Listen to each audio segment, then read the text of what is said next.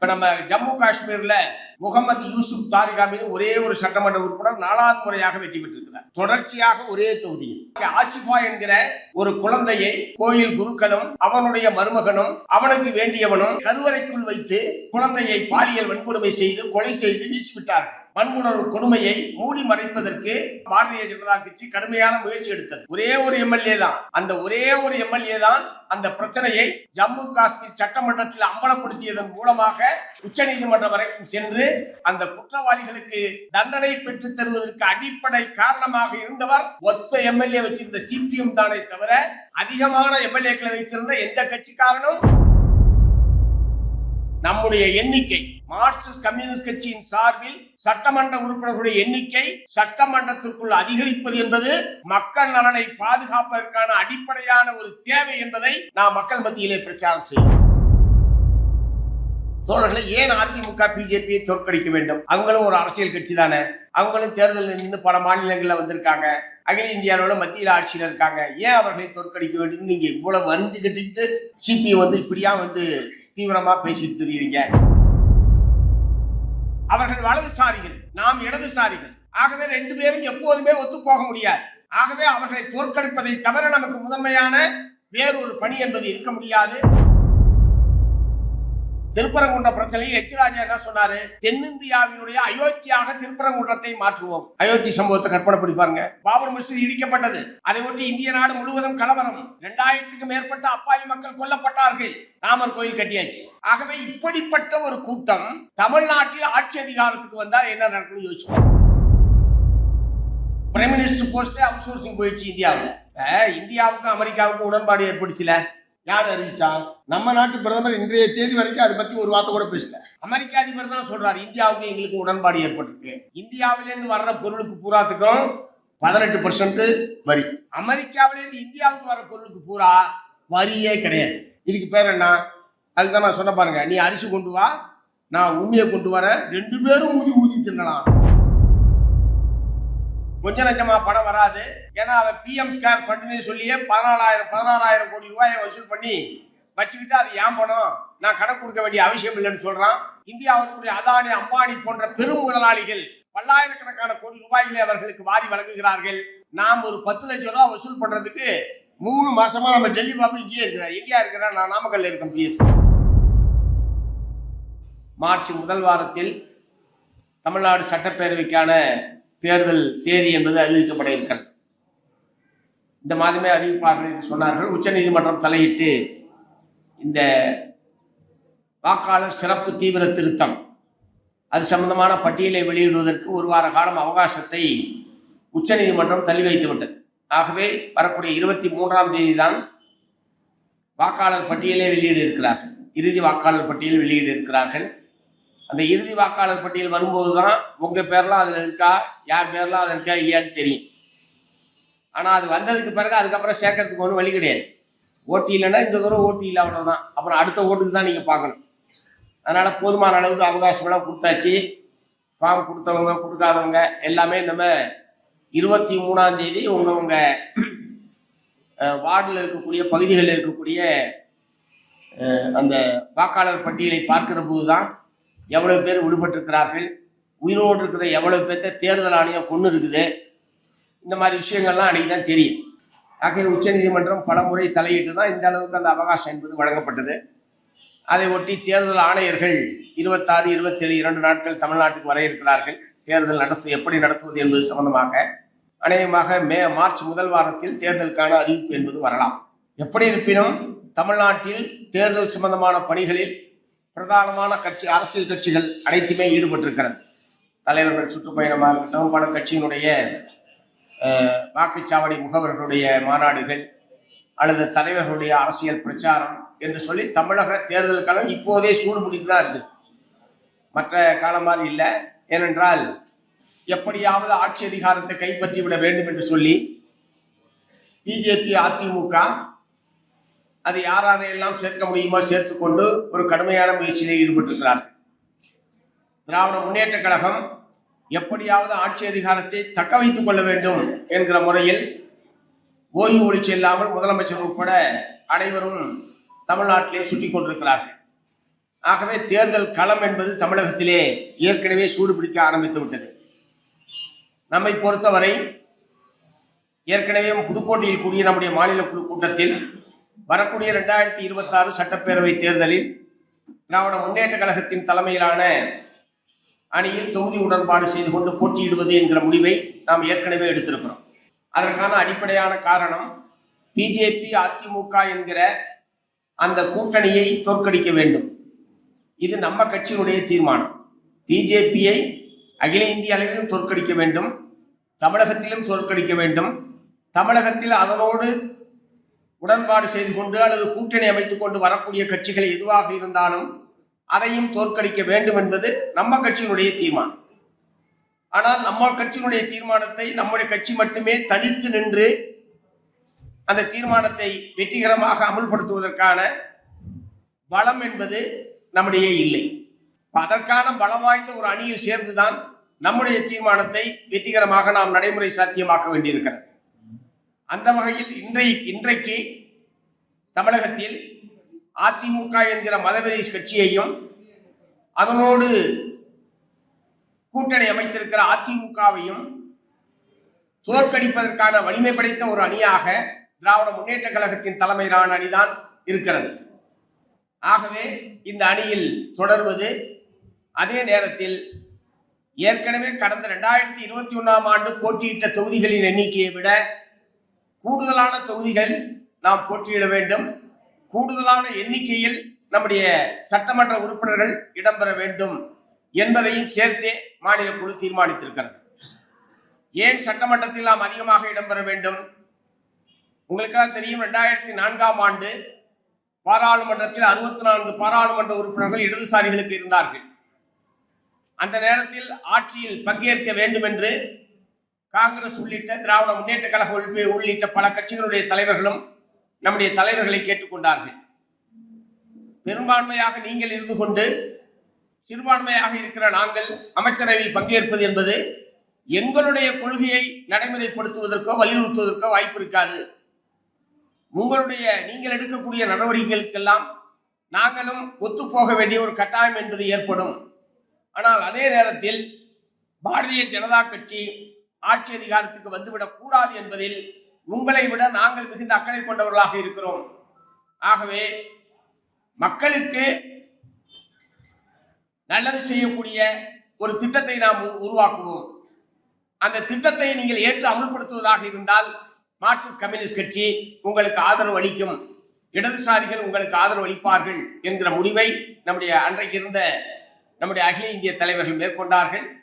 அதன் விளைவாகத்தான் வெளியிலிருந்து ஆதரவு தெரிவித்த ஐக்கிய முற்போக்கு கூட்டணி 1 ஆட்சி என்பது இந்தியாவில் நடைபெற்றது உங்களுக்கு எல்லாம் தெரியும். அந்த ஆட்சியிலே தான் இப்போது பாரதிய ஜனதா கட்சியால் ஒழித்து கட்டப்பட்டிருக்கிற 100 நாள் வேலை திட்டம், இந்த சட்டம் அந்த ஆட்சி காலத்திலே உருவாக்கப்பட்டது. ஆதிவாசி மக்களுக்கு நில உரிமையும் வன உரிமை வழங்கக்கூடிய வன உரிமை சட்டம் 2006 அந்த ஆட்சி காலத்திலே உருவாக்கப்பட்டது. கட்டாய கல்வி உரிமை சட்டம் அந்த ஆட்சி காலத்திலே உருவாக்கப்பட்டது. தகவல் அறியும் உரிமை சட்டம் அந்த ஆட்சி காலத்திலே உருவாக்கப்பட்டது. நாம் ஆட்சியில் இல்லாமலேயே வெளியிலிருந்து ஆதரித்ததன் மூலமாகவே இவ்வளவு நல்ல பல சட்டங்களை ஆதிவாசி மக்களுக்கு, மற்ற மக்களுக்கு, கிராமப்புற மக்களுக்கு வேலை வாய்ப்பு வழங்கக்கூடிய அனைத்து 14 வயதுக்கு உட்பட்ட அனைத்து குழந்தைகளுக்கும் கட்டாய கல்வி என்பது கட்டாயம் என்கிற சட்டம், இவற்றையெல்லாம் ஆட்சியில் இல்லாமலேயே நிறைவேற்றி காட்டி இருப்பவர்கள் இடதுசாரிகள், மார்க்சிஸ்ட் கம்யூனிஸ்ட் கட்சியை சார்ந்தவர்கள் என்பதை நாம் இந்த நேரத்தில் நினைவுபடுத்த விரும்புகிறேன். ஆகவே பாராளுமன்றத்தில் நாம் அதிகமாக இருந்தால் அது மக்களுக்கு நல்லது, சட்டமன்றத்தில் நாம் அதிகமாக இருந்தால் அது மக்களுக்கு நல்லது, குறிப்பாக உழைப்பாளி மக்களுக்கு நல்லது, கிராமப்புற ஏழைகளுக்கு நல்லது. நாம் பலவீனம் அடைந்தால் மக்களுக்கு எந்த நன்மையும் வராது. இப்போது பாராளுமன்றத்தில் லோக்சபாவில் வெறும் 4 உறுப்பினர்கள் மட்டுமே நாம் இருக்கிறோம். இடதுசாரிகளையும் சேர்த்தால் 8 உறுப்பினர்கள் தான் நாம் இருக்கிறோம். இப்போதுதான் மக்களுக்கு விரோதமான பல சட்டங்களை அவர்கள் தைரியமாக நிறைவேற்றி கொண்டிருக்கிறார்கள். இதே ஒருவேளை கடந்த காலத்தை போல நம்முடைய எண்ணிக்கை இருந்திருந்தால் இந்த மாதிரியான தைரியம் பாரதிய ஜனதா கட்சிக்கு வந்திருக்குமா? அப்படி ஒரு சட்டத்தை நிறைவேற்றுவதற்கு நாம் அனுமதித்திருப்போமா? ஆகவே மக்களிடம் நீங்கள் சொல்ல வேண்டியது, நாம் நீங்க எங்க ஆட்சிக்காக வரப்போறீங்க? இப்போ ஓட்டு கேட்டு போகும்போது என்ன சொல்றாங்க? நீங்க என்ன ஆட்சிக்காக வரப்போறீங்க? நீங்க ஜெயிக்க போறீங்களா? 2016ஆம் ஆண்டு மக்கள் நல கூட்டணின்னு நாம் ஒரு அணி அமைச்சு நின்னோம். அப்போ ஓட்டு கேட்ட போது என்ன சொன்னாங்க? நீங்க என்ன ஜெயிக்கவா போறீங்க? ஓட்டு போடுறவங்க பூரா நீங்க ஜெயிக்கவா போறீங்கன்னு கேட்டா எப்படி ஜெயிக்க முடியும்? ஓட்டு போடுறேன் ஜெயிங்கன்னு சொன்னா தானே ஜெயிக்க முடியும். நமக்கு ஓட்டு போட மாட்டோம், ஆனா நீங்க ஏன் ஜெயிக்கலன்னு நம்மளை பத்தி கேட்கறான். நீங்க ஏன் வளரவே மாட்டேன்றீங்க? யார் கேட்கறது? விவசாய தொழிலாளி, தெருவில் சாதாரணமான கிராமப்புற தொழிலாளிகள் எல்லாம் கேட்கறான், நீங்க ஏங்க வளரவே மாட்டேன்றீங்க? ஏன்டா வந்து சேர வேண்டியவன் பூரா அப்படி கேள்வியா கேட்டுக்கிட்டு இருந்தா கட்சி எப்படி வளரும்? கட்சியில சேர வேண்டிய ஆள் பூரா யாரு? யாருக்காக கம்யூனிஸ்ட் கட்சி இருக்கு? உழைப்பாளி மக்களுக்காக தானே இருக்கு. கட்சியில சேர வேண்டிய உழைப்பாளி மக்கள் பூரா வேற இடத்துல இருக்கிறான். தற்காலிக நிவாரணத்தை எதிர்பார்த்து அவங்க பூரா அங்க இருக்காங்க. ஒரு நிரந்தரமான மறுமலர்ச்சி, நிரந்தரமான வாழ்க்கையில ஒரு மறுமலர்ச்சி, நிரந்தரமான தீர்வுகள், அதற்கு பொருத்தமான கட்சி சிபிஎம் என்கிற முறையில் நம்மை நோக்கி வர வேண்டியவர்கள் எல்லாம் வெளியிலே இருந்து கொண்டு நம்மை பார்த்து நீங்க வளர மாட்டேன்றீங்க, நீங்க ஜெயிக்க மாட்டேன்றீங்க, நீங்க வந்து ஆட்சிக்கு வர மாட்டேன்றீங்க. அதெல்லாம் ரொம்ப, அதாவது நம்ம மேல இருக்கிற வெறுப்புல ரொம்ப அக்கறையில தான் கேட்கறாங்க. ஆனா அதுக்கு என்ன செய்யணுன்றதுல தான் பிரச்சனையா இருக்கு. நம்ம மேல இருக்கிற அக்கறையில தான் கேட்கறாங்க. நம்ம வளர்ந்தா நல்லது, உங்களை மாதிரி ஆள்லாம் வளரணும் சார், வரணும் சார், வாழ்த்துறது, உங்களை மாதிரி ஆள்லாம் வரணும் சார், வளரணும் சார். சரிங்க சார், எப்படி சார் வளர்றது? ஆகவே இந்த உழைப்பாளி மக்களிடம் நாம் சொல்ல வேண்டியது, இப்ப நம்ம ஜம்மு காஷ்மீர்ல முகமது யூசுப் தாரிகாமின் ஒரே ஒரு சட்டமன்ற உறுப்பினர் 4வது முறையாக வெற்றி பெற்றிருக்கிறார். தொடர்ச்சியாக ஒரே தொகுதியில். தமிழ்நாட்டோடு ஒப்பிடுகிற போது மிக மிக சின்ன கட்சி, சிறிய கட்சி நம்முடைய கட்சி ஜம்மு காஷ்மீர் மாநிலத்தில். ஆனால் அங்கே ஆசிஃபா என்கிற ஒரு குழந்தையை கோயில் குருக்களும் அவனுடைய மருமகனும் அவனுக்கு வேண்டியவனும் இப்படி கோயிலுக்குள்ளே கருவறைக்குள் வைத்து 8 நாட்கள் அந்த குழந்தையை பாலியல் வன்கொடுமை செய்து கொலை செய்து வீசிவிட்டார்கள். அந்த கொலையை, வன்முணர்வு கொடுமையை மூடி மறைப்பதற்கு அங்கே இருந்த ஆட்சியாளர்களும் குறிப்பாக பாரதிய ஜனதா கட்சி கடுமையான முயற்சி எடுத்தது. ஒரே ஒரு உறுப்பினர் தான் சிபிஎம்முக்கு, ஒரே ஒரு எம்எல்ஏ தான். அந்த ஒரே ஒரு எம்எல்ஏ தான் அந்த பிரச்சனையை ஜம்மு காஷ்மீர் சட்டமன்றத்தில் அம்பலப்படுத்தியதன் மூலமாக பிறகு அது உச்ச நீதிமன்றம் வரைக்கும் சென்று வழக்கு என்பது நடைபெற்று அந்த குற்றவாளிகளுக்கு தண்டனை பெற்றுத் தருவதற்கு அடிப்படை காரணமாக இருந்தவர் ஒத்த எம்எல்ஏ வச்சிருந்த சிபிஎம் தானே தவிர அதிகமான எம்எல்ஏக்களை வைத்திருந்த எந்த கட்சிக்காரனும் அந்த சாதனையை நிகழ்த்தவில்லை. ஆகவே நாம் எத்தனை பேர் சட்டமன்றத்தில் இருக்கிறோம், எத்தனை பேர் நாடாளுமன்றத்தில் இருக்கிறோம் என்பதை விட எத்தனை பேர் இருந்தாலும் யாருக்காக அவர்கள் பேசுகிறார்கள், யாருக்காக அவர்கள் வாதாடுகிறார்கள், யாருடைய நலனை பாதுகாக்கிறார்கள் என்பதுதான் நம்ம தோழர்கள் அங்கே இடம்பெறுவதனுடைய முக்கியத்துவம் என்பது இருக்கிறது. தமிழ்நாட்டிலே திராவிட முன்னேற்ற கழகம் ஆட்சிக்கு வந்தவுடன் அந்த சில மாதங்களிலேயே 8 மணி நேர வேலை நேரத்தை மாற்றி அமைப்பது என்று ஒரு சட்டத்தை அவர்கள் முன்மொழிந்தார்கள். நாம் கடுமையாக எதிர்த்தோம். ஆட்சிக்கு வந்து சில மாதங்களிலேயே நாம் எதிர்த்தது மட்டுமல்ல, இது தொழிலாளி வர்க்கம் போராடி பெற்றிருக்கிற 8 மணி நேர வேலை நேரம் என்கிற அந்த அடிப்படை உரிமையில் கை வைக்கக்கூடிய சட்டம், உழைப்பு சுரண்டலை அதிகரிப்பதற்கு வாய்ப்பளிக்கிற சட்டம், முழுக்க முழுக்க முதலாளிகளுடைய நலனை பாதுகாப்பதற்காக, சுரண்டலை அதிகரிப்பதற்காக, முதலாளிகளுடைய லாபத்தை அதிகரிப்பதற்காக நீங்கள் இத்தகைய சட்டத்தை கொண்டு வருகிறீர்கள். நாங்கள் ஒருபோதும் இதை ஏற்க முடியாது என்று உறுதியாக நாம் உள்ளேயும் போராடினோம், வெளியிலேயும் நம்முடைய கட்சியினுடைய முன்முயற்சியில் அனைத்து கட்சிகளையும் ஒருங்கிணைத்து போராடியதனுடைய விளைவாக அந்த சட்டத்தை தமிழ்நாடு அரசாங்கம் திரும்பி பெற்றது. நாம் சட்டமன்றத்தில் பெரும்பான்மை கிடையாது, 2 உறுப்பினர்கள் தான். ஆனால் 2 உறுப்பினர்கள் இருந்தாலும் உறுதியாக நின்று நாம் அந்த பிரச்சனையில் சமரசம் செய்து கொள்ள மாட்டோம் என்கிற நிலைப்பாட்டை எடுத்ததனுடைய விளைவாக அவர்கள் சட்டத்தை திரும்ப பெற்றார்கள். ஆகவே நம்முடைய எண்ணிக்கை, மார்க்சிஸ்ட் கம்யூனிஸ்ட் கட்சியின் சார்பில் சட்டமன்ற உறுப்பினர்களுடைய எண்ணிக்கை சட்டமன்றத்திற்குள் அதிகரிப்பது என்பது மக்கள் நலனை பாதுகாப்பதற்கான அடிப்படையான ஒரு தேவை என்பதை நாம் மக்கள் மத்தியிலே பிரச்சாரம் செய்ய வேண்டும். ஆகவே நாம் எத்தனை தொகுதிகளில் போட்டியிடுகிறோமோ அத்தனை தொகுதிகளிலும் வெற்றி பெற்றால் அது நிச்சயமாக தமிழ்நாட்டினுடைய அரசியலில் மிக முக்கியமான ஒரு திருப்பு முனையாக இருக்கும் என்பதை இந்த நேரத்தில் நான் தெரிவிக்க விரும்புகிறேன். இன்றைக்கு மாநில குழுவும் அதைத்தான் தீர்மானித்திருக்கிறது. கூடுதல் தொகுதியில் போட்டியிட வேண்டும். அதே நேரத்தில் போட்டியிடுகிற அனைத்து தொகுதிகளிலும் வெற்றி பெறுவதற்கான முறையில் நம்முடைய பணிகள் அமைய வேண்டும் என்பதுதான் மாநில குழு கட்சி தலைமைக்கு இட்டிருக்கிற கட்டளை. அந்த வகையில் நாம் திமுக அதோடு பேச்சுவார்த்தை நடத்துவதற்கான ஒரு குழுவையும் இன்றைய தினம் கட்சியுடைய மாநில குழு தீர்மானித்திருக்கிறது. 4 பேர் கொண்ட குழுவை பேச்சுவார்த்தை குழுவாகவும், ஒரு 5 தோழர்கள் கொண்ட குழுவை தேர்தல் அறிக்கை தயாரிப்பதற்கான குழுவாகவும் இன்றைய தினம் மாநில குழு தீர்மானித்து அறிவித்திருக்கிறது. தோழர்களை ஏன் அதிமுக பிஜேபியை தோற்கடிக்க வேண்டும்? அவங்களும் ஒரு அரசியல் கட்சி தானே. அவங்களும் தேர்தலில் நின்று பல மாநிலங்களில் வந்திருக்காங்க. அகில இந்தியாவில் மத்தியில் ஆட்சியில் இருக்காங்க. ஏன் அவர்களை தோற்கடிக்க வேண்டும்? நீங்க இவ்வளவு வரிஞ்சு கட்டிக்கிட்டு சிபி இப்படியா தீவிரமா பேசிட்டு தெரியுறீங்க. நீங்களே சின்ன கட்சி இருந்தாலும் பெரிய யானையோட மோதுறதுன்னு சொல்லி முடிவு பண்ணி நீங்க பேசிட்டு இருக்கிறீங்களே அப்படின்னு பல பேர் கேட்பாங்க. தோழர்களே, பாரதிய ஜனதா கட்சி என்பது சராசரியான அரசியல் கட்சி அல்ல. ஆர்எஸ்எஸ் என்கிற RSS ஆல் வழிநடத்தப்படுகிற ஒரு அரசியல் கட்சி.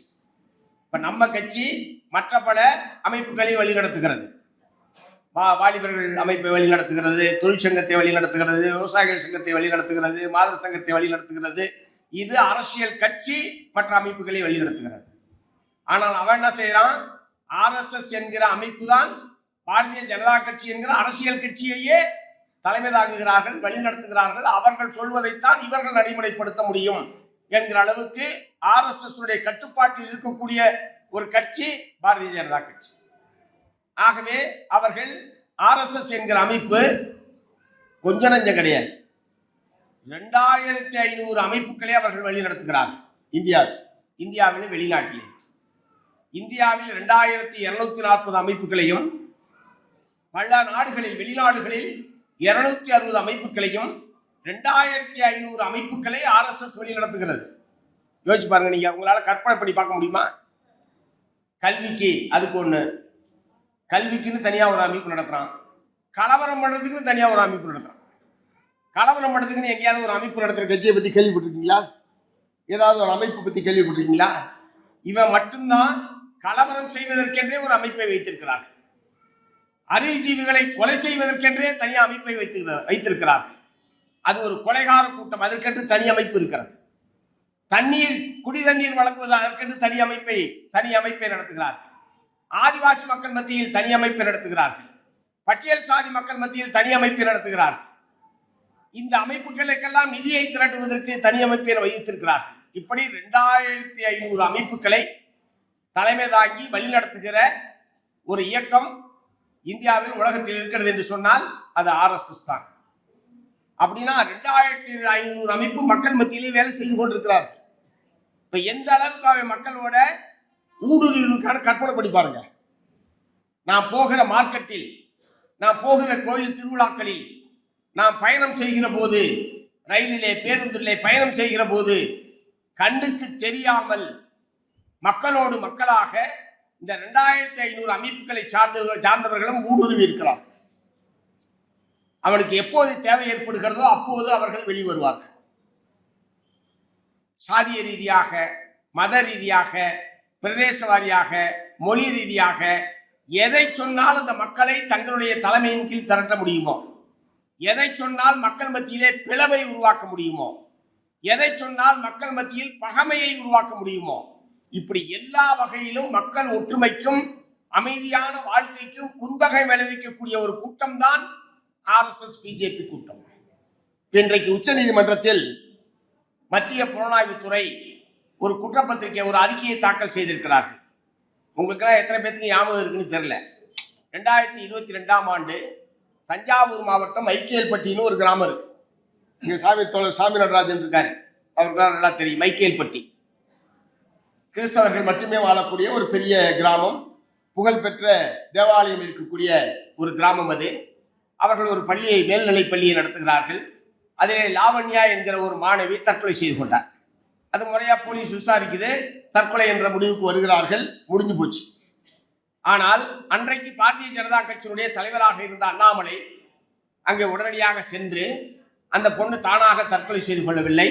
அந்த மாணவியை இந்து மதத்திலிருந்து கிறிஸ்துவ மதத்துக்கு மதம் மாற்றுவதற்கு கட்டாயப்படுத்தினார்கள். இந்த மதமாற்றம் செய்வதற்கு கட்டாயப்படுத்திய காரணத்தினால் தான் அந்த மாணவி தற்கொலை செய்து கொண்டார் என்று ஒரு பொய்யான குற்றச்சாட்டை எழுப்புகிறார். உடனே ஊரே அல்லகொள்ளப்படுகிறது. அகில இந்திய தலைவர்கள் வருகிறார்கள், தேசிய குழந்தைகள் ஆணையம் வருகிறது, பல பாராளுமன்ற உறுப்பினர்கள் குழு வருகிறது. பார்த்தா தஞ்சாவூர் அல்லகொள்ளப்பட்டு போச்சு. ஒரு மாசம் 2 மாசம். கடைசியாக வழக்கம் போல் இவர்கள் வேண்டிய நீதிபதியிடம் ஒரு வழக்கு போட்டு, வேண்டிய நீதிபதினா யாருன்னு தெரியுதா? பாருங்க, பழிச்சு சொல்றாரு ஜி.ஆர். சுவாமிநாதன். அவர்கிட்ட ஒரு வழக்கை கொண்டு போய், இது தமிழ்நாடு அரசாங்கம் தமிழ்நாடு காவல்துறை இது தற்கொலை என்று சொல்கிறது. தற்கொலை தான், ஆனால் மதமாற்றத்தின் காரணமாக அந்த பெண் தற்கொலை செய்து கொண்டார். ஆகவே இந்த வழக்கை மத்திய புலனாய்வுத்துறைக்கு விட வேண்டும் என்று சொல்லி இவர்கள் ஒரு வழக்கை தொடுத்து ஜி.ஆர். சுவாமிநாதன் எடுத்த எடுப்பிலேயே மத்திய புலனாய்வுத்துறையினை விசாரணைக்கு உத்தரவிடுகிறார். தமிழ்நாடு அரசாங்கம் எவ்வளவு சொல்லுது, இது அவ்வளவு பெரிய வழக்கெல்லாம் கிடையாதுங்க, அவ்வளவு ஒர்த்து கிடையாது, நீங்க இதுக்கெல்லாம் மத்திய புலனாய்வுத்துறைக்கு இந்த வழக்கை விட வேணாம் அப்படின்னு தமிழ்நாடு அரசாங்கம் சொன்னதை அவர் காதலியே ஏன்னா அவர் தான் முதலே தீர்ப்பை எழுதித்தானே வழக்கை எடுக்கிறாரு. அவர் முதலே தீர்ப்பை எழுதித்தான், எல்லாரும் தீர்ப்பை வழக்க வாய்ச்சிட்டு வாதாட்டத்துக்கு பிறகு தீர்ப்பை எழுதுவான். இந்த நீதிபதியை பொறுத்த வரைக்கும் தீர்ப்பை எழுதிட்டு தான் வழக்கை என்னன்னு பார்ப்பாரு. ஏன்னா அவர் முடிவு பண்ணி தானே வழக்கை எடுத்துக்கிறாரு. சிபிஐக்கு போச்சு. இப்ப 2-3 ஆண்டுகள் கழித்து மத்திய புலனாய்வுத்துறை இன்றைய தினம் உச்ச நீதிமன்றத்திலே அறிக்கை தாக்கல் செய்திருக்கிறார்கள். அந்த மாணவி மதமாற்றத்தின் காரணமாக தற்கொலை செய்து கொள்ளவில்லை. லாவண்யாவுடைய சித்தப்பா சித்தியை கட்டாயப்படுத்தி நிர்பந்தப்படுத்தியதனுடைய விளைவாகத்தான் அவர்கள் உடலை வாங்க மறுத்து போராட்டம் நடத்தினார்கள். நிர்பந்தப்படுத்தியது யார்?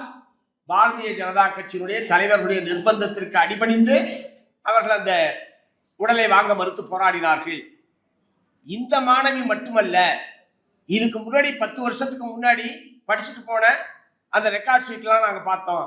யாராவது மதமாற்றம் செய்யப்பட்டிருக்கிறார்களா என்று சொல்லி கடந்த 2010ஆம் ஆண்டிலிருந்து எந்த ஒரு மாணவியும் மதமாற்றம் செய்யப்படவில்லை என்கிற ஒரு தெளிவான அறிக்கையை உச்ச நீதிமன்றத்திலே மத்திய புலனாய்வுத்துறை தாக்கல் செய்திருக்கிறார். இப்ப நான் என்ன கேட்க விரும்புறேன், தமிழ்நாட்டையே அல்லகோலப்படுத்தினாங்க, தஞ்சாவூரை 2 நாளாக்குனாங்க, மதமாற்றம் நடந்து போச்சு, இந்த கிறிஸ்தவ அமைப்புகளையே ஒழிச்சு கட்டணும் அப்படின்னு சொல்லி பொய் பிரச்சாரம் பண்ணா. இப்ப அவர்களுடைய மத்திய புலனாய்வுத்துறையே அப்படி எதுவும் இல்லை, அனைத்தும் பொய் என்று சொன்னதற்கு பிறகு அந்த மாதிரியான பொய்யான குற்றச்சாட்டை எழுப்பிய குற்றத்திற்காக அண்ணாமலை பகிரங்கமா மன்னிப்பு கேட்கணுமா வேணாமா? தமிழ்நாட்டு மக்கள் மத்தியில அவர் மீது சட்டப்படி நடவடிக்கை எடுக்கணுமா வேணாமா?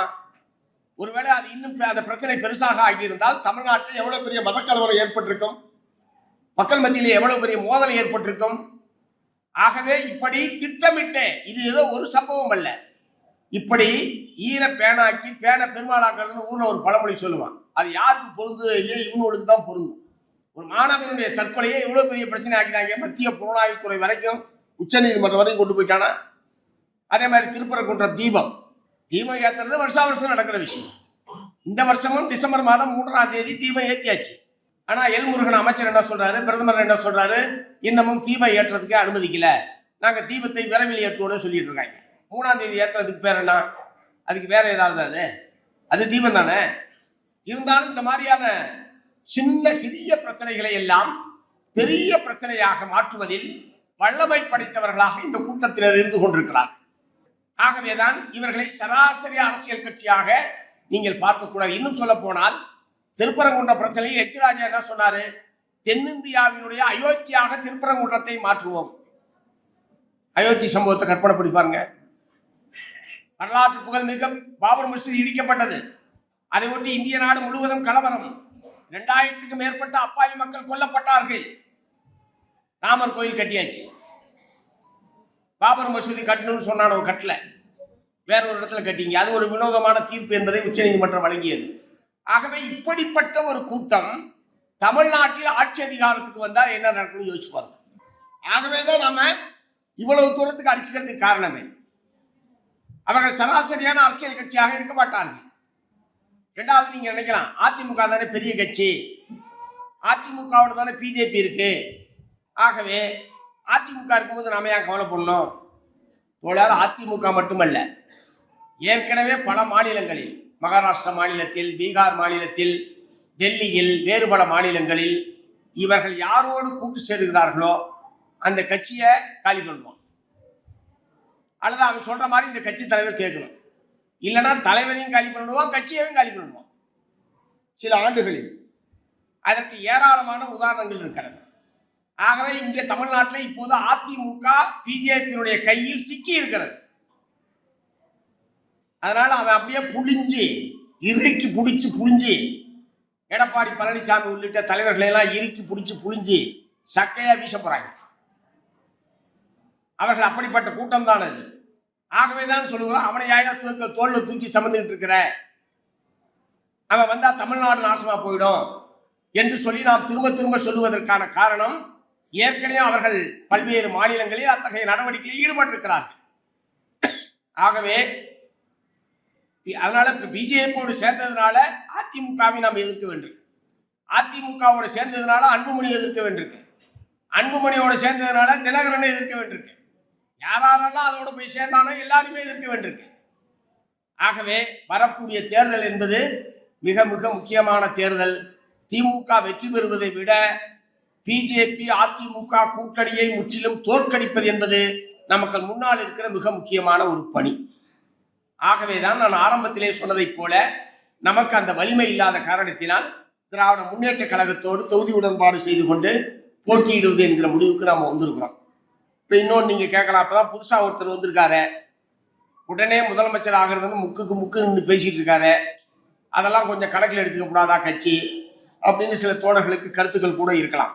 ஒரு அரசியல் கட்சி அல்லது ஒரு அமைப்பு என்று சொன்னால் மக்கள் இங்கே இருக்கக்கூடிய அரசியல் நடவடிக்கைகள், மக்களை பாதிக்கக்கூடிய பிரச்சனைகள் அல்லது மக்களுக்கு நடக்கக்கூடிய நல்லது கெட்டது, இதை பற்றி எல்லாம் அவர்கள் அதை பற்றி பேச வேண்டும். இவர் எதை பற்றியாவது பேசியிருக்கிறாரா என்ற ஒரே கேள்வியை மட்டும்தான் அவங்கள்ட்ட கேட்க விரும்புகிறேன். எதை பற்றியாவது? சமீபத்தில் பட்ஜெட் வந்தது, அதை பற்றி ஏதாவது பேசினாரா? திருப்பரங்குன்றம் தீபம் இவ்வளவு பெரிய பிரச்சனையா 3 மாசமா நடந்துகிட்டு இருக்கு, ஒரு வார்த்தை சொல்லியிருப்பாரா? ஏதோ பேசவே தெரியாத குழந்தை மாதிரி இருக்கார், அவர் பாவம் வாய் பேச முடியாதவர் அப்படின்னு சொல்ற மாதிரி. இந்த மாதிரியான முக்கியமான பிரச்சனைகள் எதிலையுமே எந்த விதமான கருத்தையுமே சொல்லாத ஒரு நபராக அவர் இருக்கிறார். ஆனால் நான் தான் அடுத்த முதலமைச்சராக வருவேன், முதலமைச்சராக வந்த பிறகு எல்லாத்தையும் தூத்துறேன்றார். இப்போ நாம இவ்வளவு பிரச்சனையில தலையிட்டு இருக்கிறோம், நம்மெல்லாம் முதலமைச்சராக வருவோம்னா இந்த பிரச்சனையெல்லாம் தலையிட்டு தீர்த்துக்கிட்டு இருக்கிறோம். சொல்லுங்க, ஆதிவாசி மக்களுடைய நில உரிமை வன உரிமை பிரச்சனையா இருக்கட்டும், கோழிப்பண்ணை உரிமையாளர்களுடைய கோழிப்பண்ணை விவசாயிகளுடைய பிரச்சனையா இருக்கட்டும், பாச்சாத்தி மக்களுடைய பழங்குடி மக்களுடைய பிரச்சனையா இருக்கட்டும், அல்லது கரும்பு விவசாயிகளுடைய பிரச்சனையா இருக்கட்டும், இவ்வளவு பிரச்சனையும் நம்முடைய கட்சி தலையிடுது. இளைஞர்களுடைய வேலையின்மை பிரச்சனையா இருக்கட்டும், பெண்கள் மீதான வன்கொடுமைகள் சம்பந்தப்பட்ட பிரச்சனையா இருக்கட்டும், இவ்வளவு பிரச்சனையும் நாம தலையிடுவது அடுத்து நம்ம ஆட்சிக்கு வருவோம் அல்லது ஆட்சிக்கு வந்தா நாங்க செய்யறோம் அப்படி சொல்ல செஞ்சுட்டு இருக்கிறோம். ஆனா இவர் மட்டும்தான் நான் ஆட்சிக்கு வந்தா செய்வேன், வரலன்னா வாயை பொத்திக்கிட்டு இருப்பேன். அதான் அவர் சொல்றாரு, வந்தா செய்வேன், வரலன்னா நான் எதுவும் பேச மாட்டேங்க. இது என்னையா ஒரு அரசியல் கட்சி? இது என்ன அரசியல் கட்சின்ற? ஆனா ஒரு பெரிய இளைஞர் கூட்டம் அவருடைய கூட்டங்களுக்கு சென்று கொண்டிருப்பதை நாம் பார்த்து கொண்டிருக்கோம். இளைஞர்கள் போகிறார்கள். திரையில் பார்த்த வெற்றிகரமான ஒரு கதாநாயகன் நேரில் நம்முடைய பகுதிக்கு வருகிற போது பார்க்க வேண்டும் என்கிற ஆவல் இயல்பாகவே எழும். அது கட்சியை சார்ந்தவன் தான் போறான்னு அர்த்தம் கிடையாது. நம்ம ஊருக்கு இதே மாதிரி வேற ஒரு சில கதாநாயகர்கள் வந்தாலும் போவாங்க, ஓடுவாங்க ஜனங்க பார்க்கறதுக்கு. அந்த மாதிரி மட்டும்தான் பார்க்கறாங்களா என்பதுதான் நமக்கு நான் உங்க முன்னாடி எழுப்பக்கூடிய கேள்வி. உண்மையிலேயே ஒரு அடுத்து வேற ஒரு சக்தி ஆட்சிக்கு வர வேண்டும் என்கிற முறையில் அந்த கூட்டம் திரளுகிறதா, ஓடுகிறார்களா, அல்லது நம்ம ஊருக்கு நம்ம விஜய் வந்திருக்காரு போய் பார்த்துட்டு வந்துருவோம் அப்படின்றதுக்காக போறாங்களா என்பதையெல்லாம் நீங்கள் கவனத்தில் கொள்ள வேண்டும். அதற்கான விவரங்களை தெரிந்தால் நீங்கள் சொல்ல வேண்டும். ஆனால் அவள் எந்த பிரச்சனையின் மீதும் கருத்து சொல்வது கூட, களத்துக்கெல்லாம் கூட வர வேணாம். நம்மளை மாதிரி போய் போலீஸோட மல்லு கட்டிட்டு இருக்க வேணாம். மாற்றுத்திறனாளிகள் போராட்டம் நேற்று இன்னைக்கு போலீஸோட மல்லுக்கட்டு நடந்துகிட்டு இருக்கு. சென்னையில் இப்போ வரைக்கும் அந்த போராட்டம் முடியல. 2000க்கும் மேற்பட்ட நம்முடைய மாற்றுத்திறனாளி தோழர்கள் போலீஸோட மல்லு கட்டிட்டு இருக்காங்க நேற்று காலையிலிருந்து. அதனுடைய அகில இந்திய அதனுடைய மாநில பொதுச் செயலாளர் தோழர் ஜான்சி மருத்துவமனையில் இருக்காங்க அடிபட்டு. அந்த அளவுக்கு நான் மல்லு கட்டி கொண்டு அப்படிலாம் கூட களத்துக்கு வர வேணாங்க. மாற்றுத்திறனாளிகளுக்கு மாதாந்திர பராமரிப்பு தொகையை உயர்த்தணும் என்ற கோரிக்கை நியாயம், தமிழ்நாடு அரசு அதை செய்யணும் அப்படின்னு சொல்றதுல என்ன பிரச்சனை அவருக்கு? எந்த அறிக்கையும் விட மாட்டாரு, எந்த பிரச்சனையும் கருத்து சொல்ல மாட்டாரு, எதுலையும் ஒரு போராட்டத்துக்கு வர மாட்டாரு. ஆனா முதலமைச்சரா மட்டும் வரணும். இப்ப எங்கேயாவது கேள்விப்பட்டீங்களா நீங்க இது வரைக்கும்? எத்தனையோ பேர் அரசியல் கட்சி தோங்கியிருக்காங்க, எத்தனை பேர் செத்து போயிருக்காங்க. தமிழ்நாட்டில் நிறைய அரசியல் கட்சி தோன்றி மறைந்திருக்காங்க. ஆனா இப்படி ஒரு வினோதமான ஒரு கட்சி தலைவராக இவரை மட்டும்தான் பார்க்கணும். அதே மாதிரி மத்திய அரசாங்கம் அதை பற்றி எதுவுமே, இப்போ இவ்வளவு பிரச்சனை நடக்குதுல்ல, தீபம் அவங்க பிரச்சனை, அவங்க மத்திய அரசாங்கத்தை சம்பந்தப்பட்டவர்கள் தான் அந்த பிரச்சனையை கிளப்பி விடுறான். அல்லது நாடு துல்லிய அளவில் வேலையின்மை என்பது ஆக முக்கியமான பிரச்சனையாக இருந்து கொண்டிருக்கிறது. வேலையில் இருப்பவர்களுக்கு பாதுகாப்பில்லை. புதிதாக நிரந்தரமான பணி வாய்ப்பு என்பதே நம்முடைய குழந்தைகளுக்கு இல்லாமல் போகிறது. ஏற்கனவே இருப்பவர்களுக்கு பாதுகாப்பில்லை, ஊதிய உத்தரவாதம் இல்லை. ஓய்வு பெற்றவர்கள் ஓய்வூதியம் என்பது உத்தரவாதம் இல்லை. இப்படி ஒரு கொடூரமான தாக்குதலை ஒன்றிய பிஜேபி ஆட்கள் செய்து கொண்டிருக்கிற போது இதை பற்றியெல்லாம் எதுவுமே சொல்லாத ஒரு நபர் தமிழ்நாட்டை தூக்கி நிறுத்தி விடுவார் நட்டமாக என்று அவர் சொல்லுவதை ஒரு கூட்டம் நம்புகிறது என்று சொன்னால் அவர்கள் அறிந்து செய்கிறார்களா, அறியாமல் செய்கிறார்களா என்று நாம் பார்க்கணுமா வேணாமா? நான் சில தோழர்கள்லாம் நம்ம கட்சிக்கு அப்பாற்பட்ட சில நண்பர்களை பார்க்கிற போது சொல்றாங்க, நான் வழக்கமா திமுக தாங்க ஓட்டு போடுவேன், ஆனா என் பேரப்புள்ள என்ன படிக்கிறான்னு கேட்டேன். 3ஆம் கிளாஸ் படிக்கிறானா. என் பேரப்புள்ள தாத்தா இந்த துறை நீ விசிலுக்கு ஓட்டு போடுன்னு கேட்குறான். இது 3ஆம் கிளாஸ் படிக்கிறது, ஓட்டு கேட்குது. கேன்வாஸ் எங்கேருந்து நடக்குதுன்னு பார்த்துங்க.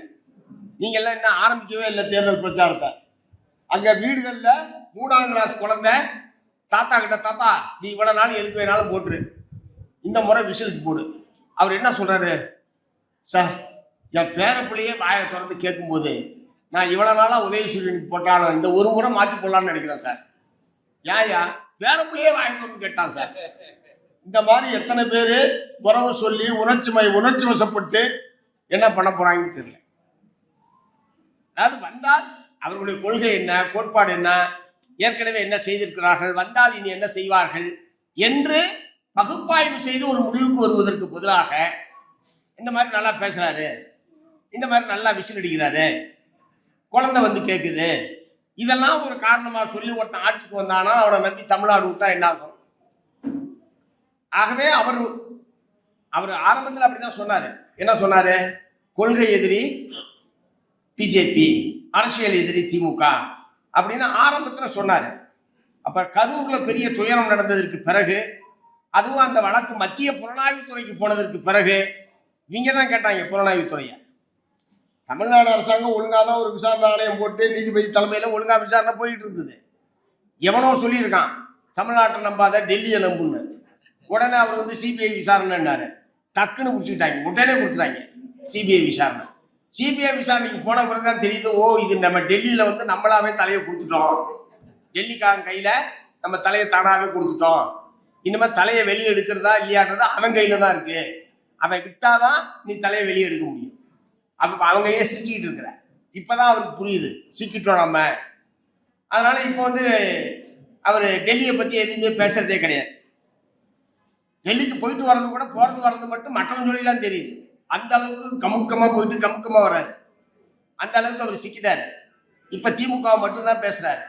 இந்த மாதிரி ஒரு நபரை நம்பி எப்படி நம்ம யோசிக்க முடியும்? ஆகவேதான் இன்றைக்கு திராவிட முன்னேற்ற கழகம் அதன் மீது நமக்கு பல பிரச்சனைகளில் மாறுபட்ட அபிப்பிராயங்கள் உண்டு. ஏனென்றால் அது ஒரு தனி கட்சி, அதற்கென்று கொள்கை இருக்கிறது, பொருளாதார கொள்கை இருக்கிறது, அரசியல் கொள்கை இருக்கிறது.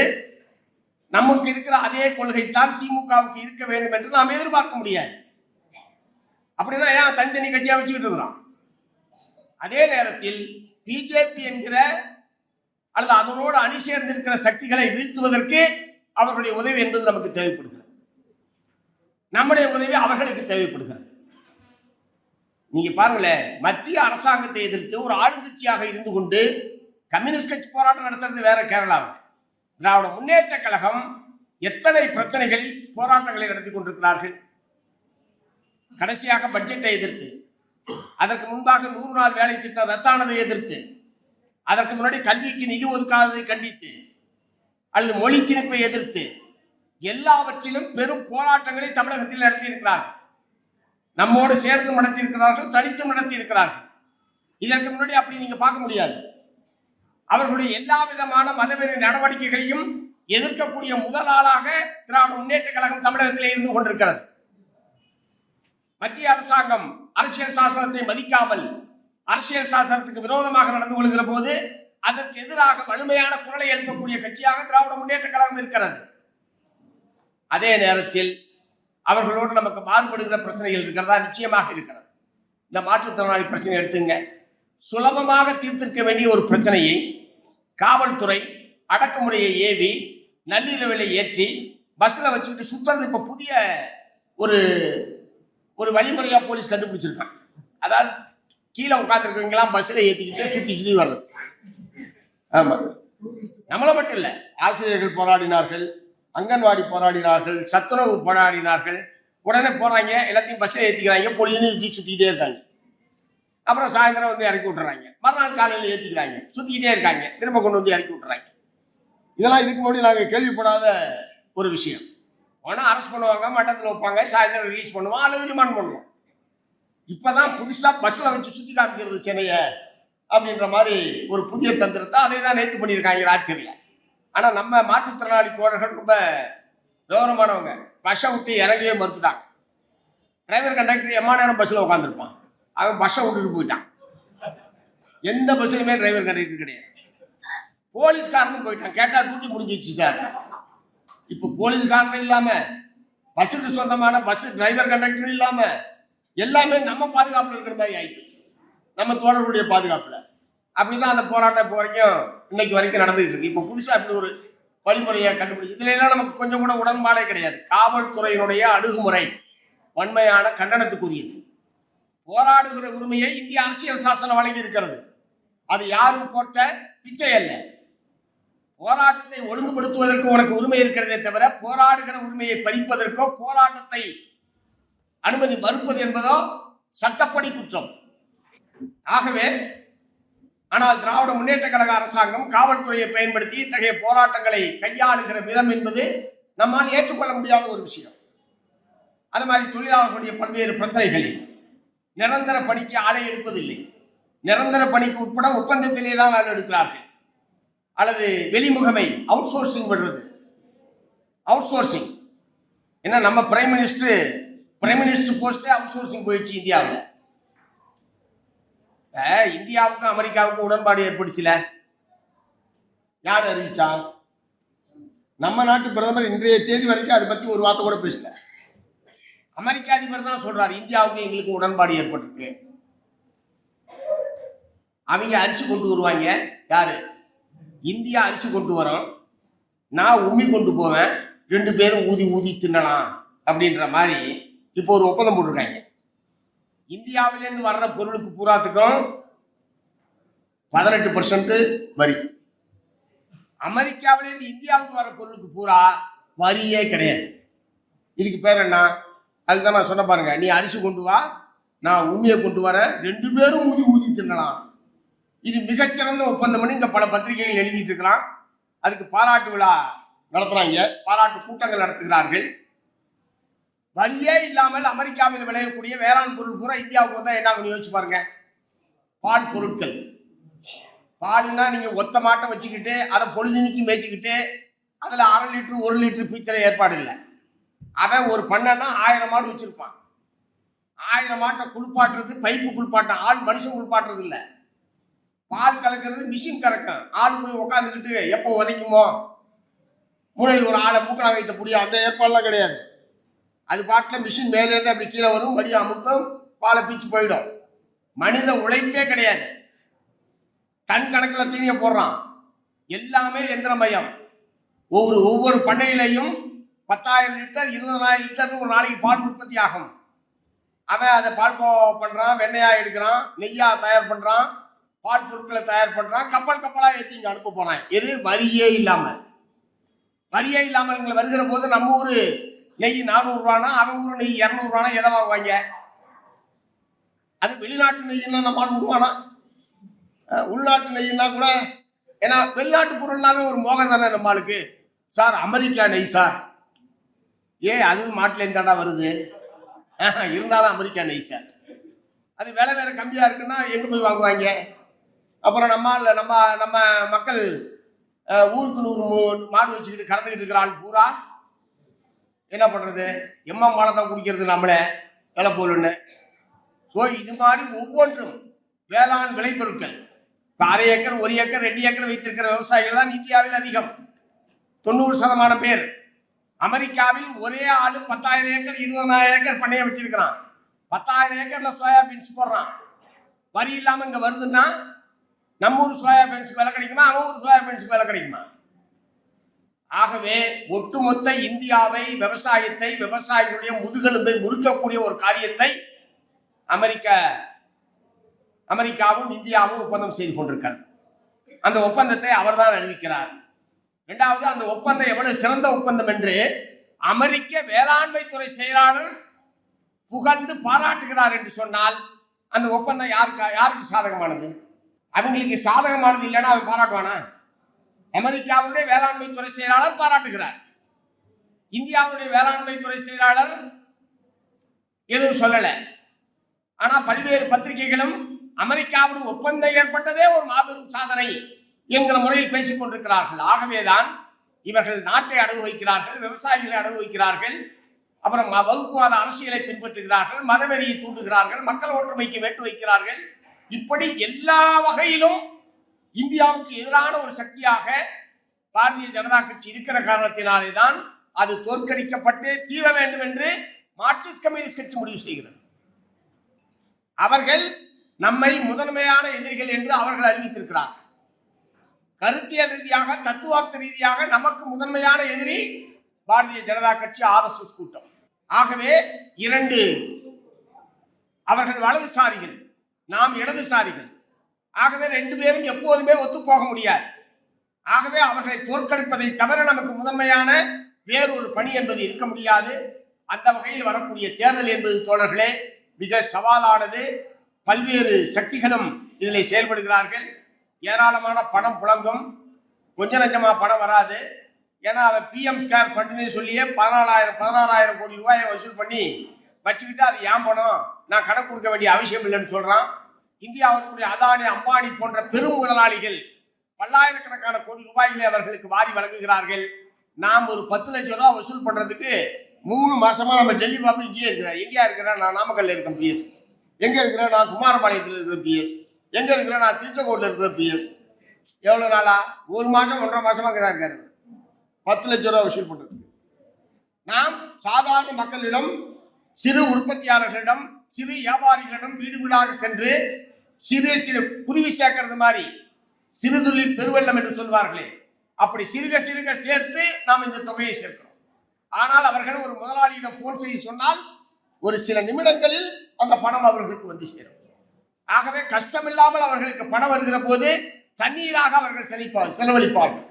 நாம் கஷ்டப்பட்டு ஒவ்வொரு பைசாவையும் சேர்க்கிற போது பார்த்து பார்த்து தான் நாம செலவு பண்ணுவோம். ஆகவே இவை எல்லாவற்றையும் அரசியல் தத்துவார்த்த ரீதியாக மட்டுமல்ல, இந்த மாதிரி அபரிமிதமான பணத்தை செலவழிப்பார்கள், ஆட்சி அதிகாரத்தை பயன்படுத்துவார்கள், தேர்தல் ஆணையத்தை பயன்படுத்துவார்கள், வாக்குப்பதிவு எந்திரத்தை அவர்களுக்கு சாதகமாக பயன்படுத்துவார்கள். இப்படி எல்லா விதமான தந்திரங்களையும் மீறி 2026 சட்டப்பேரவை தேர்தலில் நாம் வெற்றி பெற்றாக வேண்டும். அதற்கு நம்முடைய தோழர்கள் அனைவரும், நாம் மட்டும் வெற்றி பெறுவதில்லை, இந்த அணியும் வெற்றி பெற வேண்டும். நாம போட்டியிடுற இடத்துல நாம வெற்றி பெறது, மற்ற இடத்துல எவனோ வெற்றி பெறட்டும் அப்படின்னு சொன்னா எப்படி அவங்களை தோற்கடிக்க முடியும்? அப்படி ஒரு நிலைப்பாடு நம்ம எடுக்க முடியுமா? ஆகவே இந்த அணி வெற்றி பெற வேண்டும், மார்க்சிஸ்ட் கட்சி வெற்றி பெற வேண்டும். அந்த வகையில் நம்முடைய தோழர்கள் இப்போதிருந்தே தேர்தல் பணியில் தங்களை முழுமையாக ஈடுபடுத்திக் கொள்ள வேண்டும். தேர்தலுக்கான நிதியை இன்னும் முடிக்காத இடைக்குழுக்கள் முழு இலக்கையும் நீங்கள் முடித்தாக வேண்டும். நீங்க கொடுக்கிற ஒவ்வொரு பைசாவும் நாம போட்டிருக்கிறது ரொம்ப கம்மியா தான். தமிழ்நாடு பூரா சேர்த்து நாங்க ஒரு 10 கோடிக்கு கோட்டா போடலாம்னு பேசணும் மாநில குழுவில். சரி, திரும்ப திரும்ப போட்டு எழுதி பார்க்குறோம். 7.5 மேல எவ்வளவே இல்லை. சரி, 7.5 போடுன்னு சொல்லிட்டோம். ஏன்னா நம்மளால அதுக்கெல்லாம் கேட்டா கந்தசாமி, ஐயோ என்ன தோழர் இவ்வளவு போடுறீங்க, சேலத்துக்காரன் கேட்டா ஐயோ என்ன அவ்வளவு போடுறீங்க அப்படின்னு மாநில குழுல எல்லாரும் கதறனோன்னா சரின்ட்டு நாங்களே எல்லாத்தையும் குறைச்சி அதை கொண்டு வந்து சேர்க்கறதே ஒரு பெரிய வேலையாக இருக்கும் என்பதுதான் நிலைமை. ஆகவே தேர்தல் நிதி வசூல், தேர்தலுக்கான பிரச்சாரம், இந்த அணி வெற்றி பெற வேண்டும் என்கிற திட்டத்தோடு நம்முடைய தோழர்கள் அனைவரும் இப்போதிருந்து செயல்பட வேண்டும். இது தேர்தல் என்பது இடையில் வரக்கூடிய ஒரு பணி. அதே நேரத்தில் நிரந்தரமானது என்பது கட்சியை வலுப்படுத்துவது, கட்சி கிளைகளை செயல்படுத்துவது, கட்சியை விரிவுபடுத்துவது. கட்சி வளரணும், கட்சியில புதிய புதிய பகுதியிலிருந்து மக்கள் வந்து சேரணும். புதிய புதிய பகுதி மக்களுக்காக நாம் போராட்டங்களை நடத்துகிறோம், பல்வேறு பிரச்சனைகளுக்கு தீர்வை ஏற்படுத்துகிறோம். ஆனால் அவர்களை கட்சியில் சேர்ப்பதில் அவ்வளவு கவனம் செலுத்துறது இல்லை. ஏன்னா அடுத்த போராட்டத்துக்கு போயிடும். இந்த போராட்டத்தை முடிச்சுட்டு உடனே அடுத்த போராட்டத்துக்கு போயிடும். இவங்க அடுத்த போராட்டத்தை நம்ம முடிச்சுட்டு வர்றதுக்குள்ள இவங்க மறந்துடுறாங்க. வாங்க சார், அன்னைக்கு கூட நீங்க வந்துருந்தீங்க, ஒரு டீ சாப்பிடுங்க சார். பரவாயில்ல, ஞாபகம் வச்சிருக்கீங்களே, நம்ம ஆளு ரொம்ப பெருமையா, பரவாயில்லப்பா நம்மளை ஞாபகம்லாம் வச்சிருக்காங்க. ஒரு டீ சாப்பிட்டு அதோட கதை முடிஞ்சது. நமக்கு கட்சியில் அக்கட்சியிலோ அல்லது நம்முடைய வர்க்க வெகுஜன அமைப்புகளிலோ அவர்களை சேர்ப்பது, கட்சியை விரிவுபடுத்துவது, வர்க்க வெகுஜன அமைப்புகளை விரிவுபடுத்துவது, நமக்கான வாக்கு பலத்தை அதிகரிப்பது, நமக்கு வாக்களிக்கக்கூடியவர்கள் இவர்கள் எல்லாம் என்று சொல்லத்தக்க அளவுக்கு சில பகுதிகளை தேர்வு செய்து நாம் வேலை செய்வது, அது தேர்தலுக்கு இந்த சட்டமன்ற நாடாளுமன்ற தேர்தல் மட்டுமல்ல, உள்ளாட்சி மன்ற தேர்தலிலும் அது பிரதிபலிக்க வேண்டும். அந்த வகையில் கட்சியினுடைய அமைப்பை பலப்படுத்துவது, அரசியல் தத்துவார்த்த ரீதியாக மக்களை மார்க்சிஸ்ட் கம்யூனிஸ்ட் கட்சியை பின்பற்றக்கூடியவர்களாக மாற்றுவது என்பதில் நம்முடைய கவனம் முழுவதும் இருக்க வேண்டும். அந்த வகையில் இப்போது ஏராளமான பணிகள் நடக்கக்கூடிய மாவட்டங்களில் ஒன்றாக நாமக்கல் மாவட்டம் திகழ்கிறது. கொடுக்கக்கூடிய பணிகளை மறுக்காமல் ஏற்று சிறப்பாக செய்யக்கூடிய வலிமை படைத்த ஒரு மாவட்டமாக நாமக்கல் என்பது இருக்கிறது. இது மேலும் சிறப்பாக வலிமை பெற்ற கட்சியை கொண்ட ஒரு மாவட்டமாகவும் வெகுஜன செல்வாக்கு கொண்ட மாவட்டமாக மாறக்கூடிய வகையில் தோழர்கள் அனைவரும் செயலாற்ற வேண்டும் என்று கேட்டு வாய்ப்புக்கு நன்றி கூறி நிறைவு செய்கிறேன். வணக்கம்.